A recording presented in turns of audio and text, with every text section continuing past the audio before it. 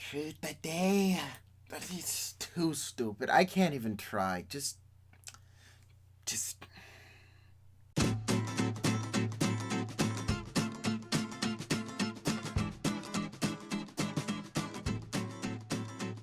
Hello, everyone.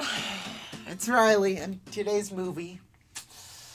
Yep, it's Truth or Dare.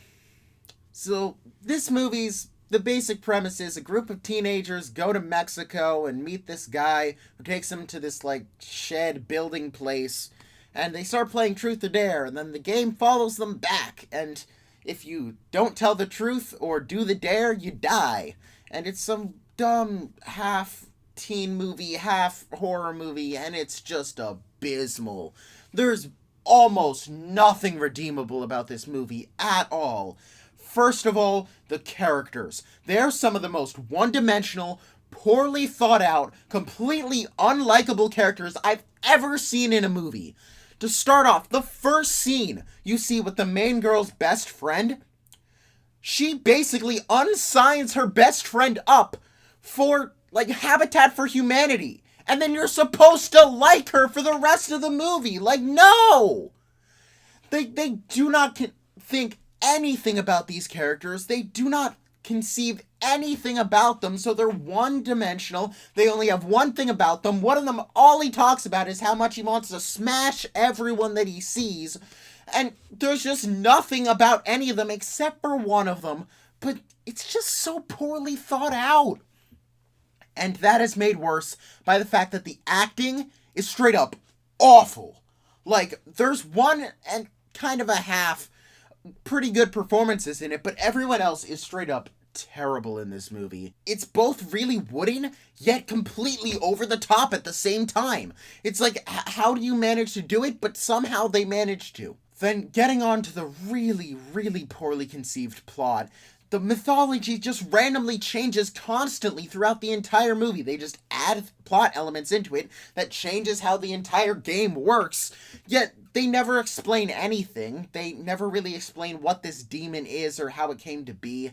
Just everything seems really convenient. Everything falls into their lap. They just find things on the internet really, really quickly somehow.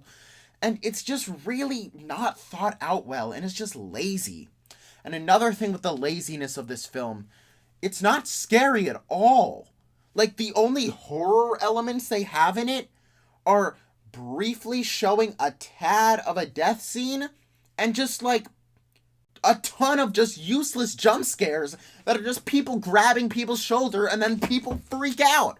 Like, and the sound design for these are insanely overbearing. The sound mixing, what in the world is the sound mixing in this movie? The score's basically non-existent, and just technically, it's really sloppily edited, it's really choppy, yet it has no pace to it, really.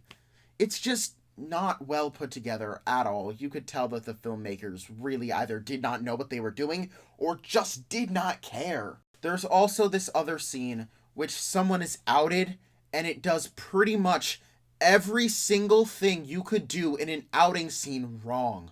And it just comes across as, like, half offensive, half just you're completely in utter shock at how this went down. Now, last year, there were two horror movies that this reminded me of. Happy Death Day and Wish Upon. And it didn't succeed at what either of them did really well.